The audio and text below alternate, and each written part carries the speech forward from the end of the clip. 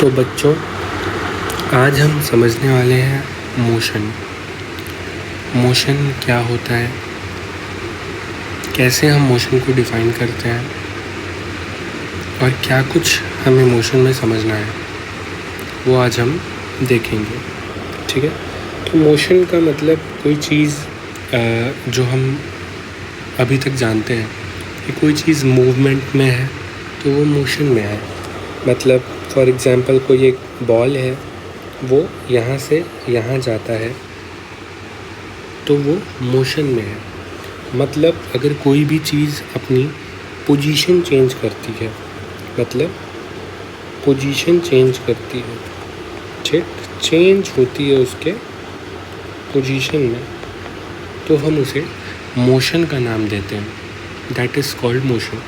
For example कोई इंसान है, वो चल के या दौड़ के यहाँ पर पहुँच जाता है, क्या यहाँ पे पहुँच गया, ठीक, वो भी क्या है, मोशन है।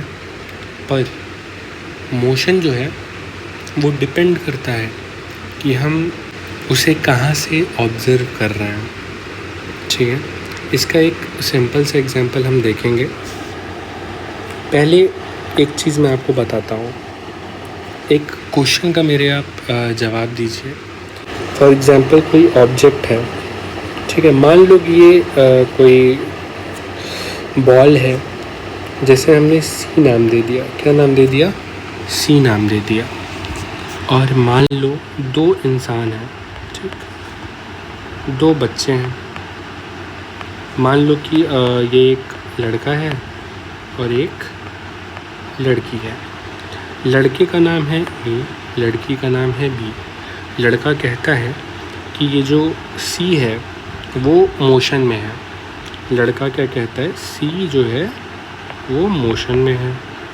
और लड़की कहती है कि सी जो है वो मोशन में नहीं है। तो आप सोचिए कौन सही है, ए सही है या बी सही है? चलिए इस चीज़ को हम देखते हैं, या फिर दोनों सही है।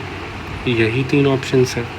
ठीक है। चलिए इस चीज़ को हम एक एग्जांपल से समझते हैं। फॉर एग्जांपल ये एक ट्रेन है, ठीक है, ट्रेन है, ये आगे इसका इंजन है, ठीक है, इसमें ड्राइवर है, ड्राइवर ट्रेन को चला रहा है, ठीक। यहाँ पे कई सारी सीट्स हैं।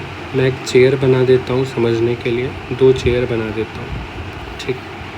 और ये ट्रेन कहीं से कहीं जा रही है, कहीं से भी, लखनऊ से दिल्ली जा रही है, कहीं भी जा रही है, ठीक है। तो मान लीजिए ऐसा है कि ये जो ए वाला लड़का है, ये लड़का बाहर खड़ा हो करके इस ट्रेन को देख रहा है, ठीक है। और ये जो सी वाली बॉल है, इसको मैं सीट पे ले जाके रख देता हूँ, ठीक है। और इस बी वाली जो लड़की है, इसको अंदर में बैठा देता हूँ, ठीक है।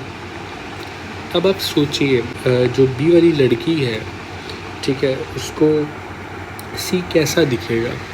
आप खुद सोचिए, जब आप किसी सीट पर बैठते हैं ट्रेन के अंदर, तो आपके सामने जो बैठा हुआ इंसान रहता है या कोई ऑब्जेक्ट रहता है, वो भी आपको ऐसा ही लगता है कि वो नहीं मूव कर रहा है, वो नहीं मूव कर रहा है, ऐसा लगता है वो रेस्ट में है, ठीक है।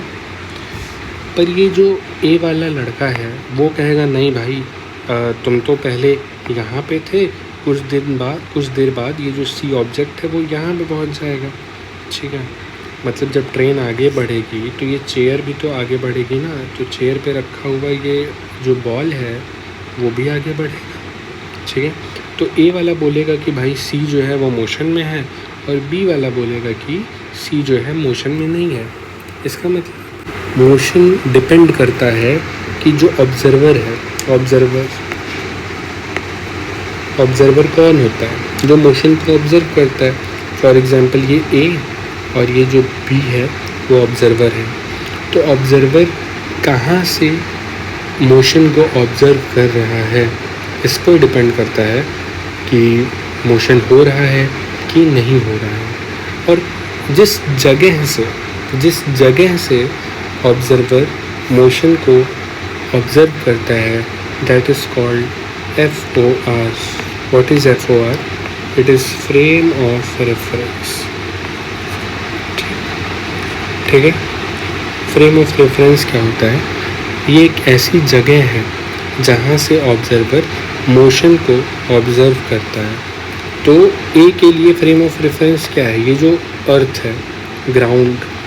ठीक है. और जो बी है उसके लिए फ्रेम ऑफ रेफरेंस क्या है? ट्रेन की जो सीट है. क्या है? ट्रेन की जो सीट है वही फ्रेम ऑफ रेफरेंस है उसके लिए. तो बस इतनी बातें हमें समझनी है मोशन में. इसके आगे हम धीरे धीरे और आगे इस चीज़ को कंटिन्यू करेंगे. मोशन के बाद जो चीज़ें हमें सीखनी है आसानी से हम लोग सीखेंगे.